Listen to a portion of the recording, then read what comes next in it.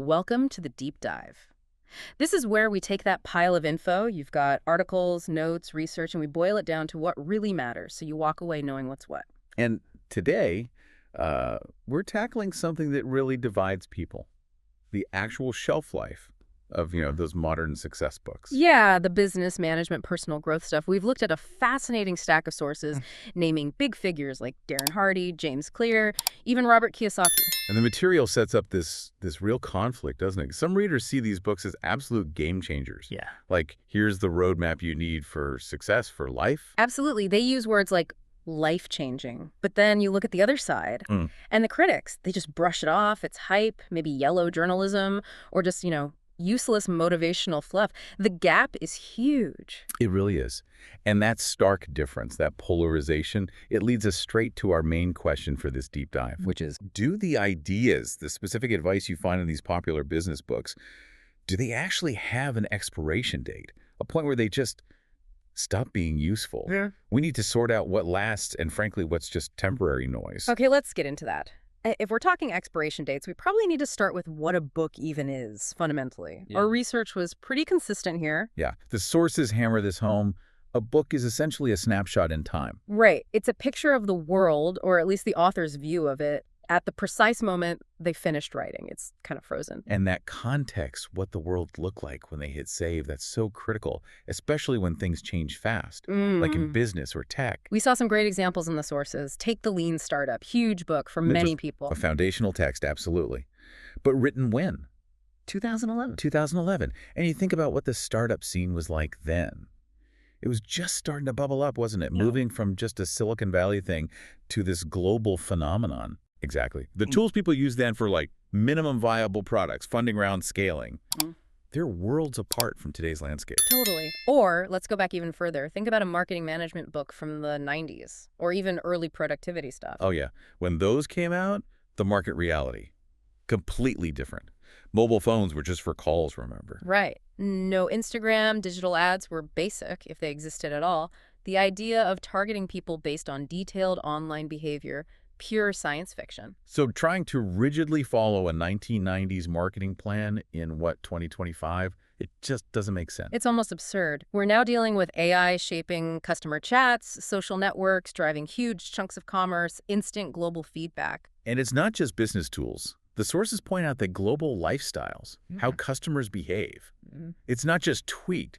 It's been fundamentally reshaped by constant connectivity. So the argument is, if you try to just rigidly apply those old instructions without any adaptation. It's like using an old recipe, right? One that calls for ingredients you can't even find anymore. Or maybe there's something way better now. You won't get anything new out of it. You might even mess things up. You certainly won't innovate, and your business could just stagnate. Right, because the book is tied to its moments of creation.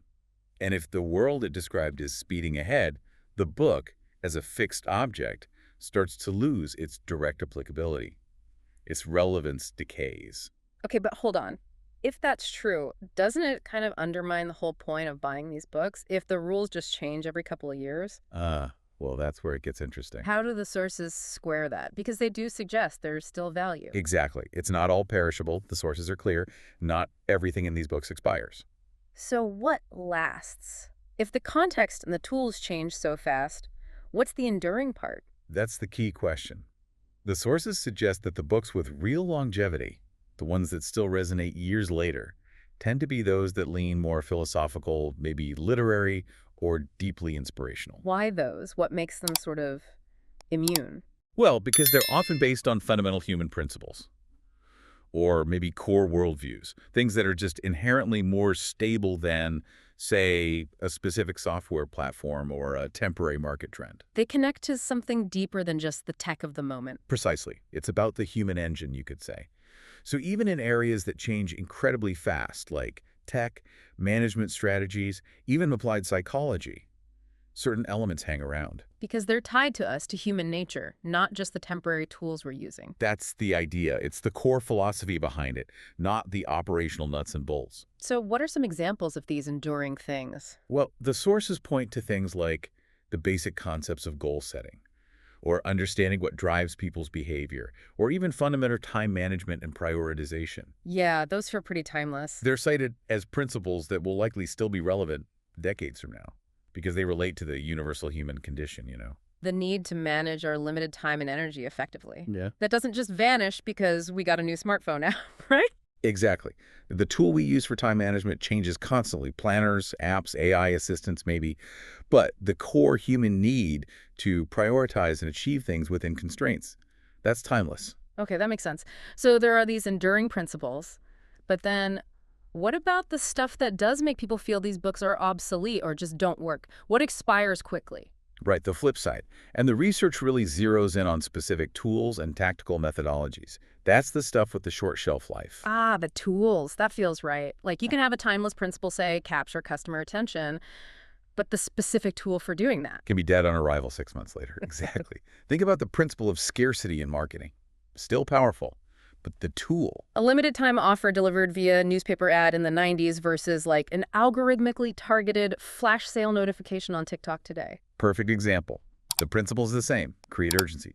But the old tool, massively inefficient now, maybe totally irrelevant for certain audiences. The new tool is incredibly precise, almost surgical.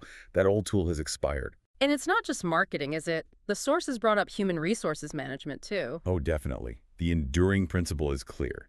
You need to attract, manage, and retain talent effectively. That's not going away. But the old methods, the rigid 9 to 5 in a specific office building, the annual review based purely on FaceTime. Totally incompatible with today's reality, right? Remote work, the freelance or gig economy, globally distributed teams working asynchronously. The old tools just don't fit. That traditional 9 to 5 management model, that specific tool set is basically defunct for many roles. Right.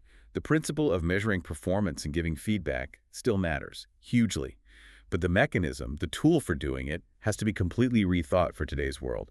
Digital tools, continuous feedback, maybe different metrics entirely. And finance too, right? Investment models? Absolutely. Models that were considered standard maybe a decade ago based on slower information flow or specific market regulations. They can become useless overnight. Because the fundamental structure of the market changes. Algorithmic trading, instant global news, geopolitical instability. It rewrites the rules constantly.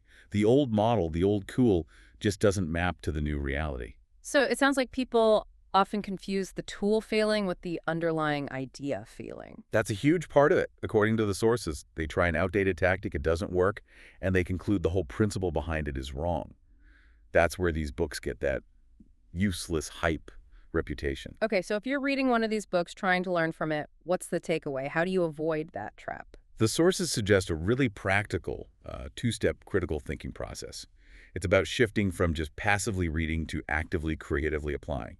That shift is apparently crucial. Okay, step 1. Step 1 is the reality check. You read an idea, specific tactic or method in the book, and you have to ask yourself, point blank, will this specific thing, exactly as written here, actually work in my business, my situation right now? Be honest about the current context. Exactly. And if the answer is no, because the tool is outdated, the market's moved on, the tech isn't right, then you don't just toss the book. You immediately pivot to step 2. Which is the more important question. Arguably, yes. Step 2 is, okay, if the specific tool won't work, what's the core enduring principle underneath it? What can I learn from that fundamental idea? And how can I redesign a new tool using today's context and technology to make that principle work now? Ah, the redesign part. That sounds like where the real work happens. Can we walk through an example of that? Sure. Let's take that principle of continuous improvement. A classic, right? Yep. Always relevant in organization. Okay, timeless principle. What was the old tool often? Well, especially for employee development, a common old tool was the rigid, maybe bureaucratic annual performance review cycle. Right.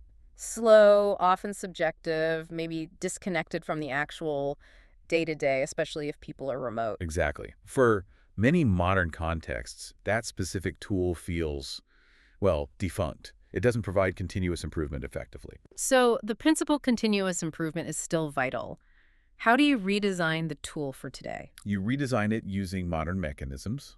Maybe you use platforms like Slack or Teams for ongoing asynchronous feedback. You might leverage project management software that tracks progress in real time. Perhaps you integrate performance dashboards or even AI tools that can flag coaching opportunities instantly. So the principle lives on, but the old tool, the annual review meeting, gets replaced by a whole new set of digitally focused, agile mechanisms. That's the active adaptation the sources are calling for. You keep the core idea, but rebuild the way you execute it. Okay, so pulling this all together, what's the big picture here? There's an analogy in the sources that seemed helpful. Yeah, the map versus the GPS analogy, it really captures the mindset shift needed. Explain that. So the core principles, the mindset the book promotes, that often endures, even when the specific tools described become obsolete. The sources say you should treat the book like a map, not like a GPS. Okay, what's the difference in practice? A GPS gives you precise, turn-by-turn instructions for this exact moment. It tells you, turn left now. Very specific, very immediate. Right. Requires no interpretation, just obedience. Exactly. But a map shows you the overall terrain. It shows the mountains, the rivers, the general layout of the land. It gives you context, options. Precisely. It empowers you, the reader, to look at the current conditions.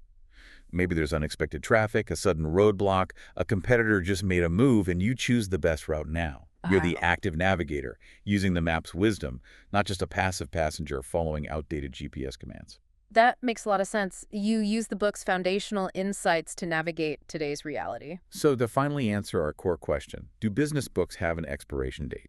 The answer from our sources is a clear but nuanced yes. Yes, unless. Yes, unless you, the reader, actively and creatively adapt the core ideas. Unless you take those underlying principles and figure out how to apply them with today's tools in today's conditions. If you don't do that adaptation work, Then their relevance might genuinely be over. They become historical documents, not active guides. exactly. The onus is on the reader to bridge the gap between the book's time and their own. Okay, that leaves us with our final thought for you, the listener, to maybe chew on. It builds directly on this idea of adaptation. Here it is.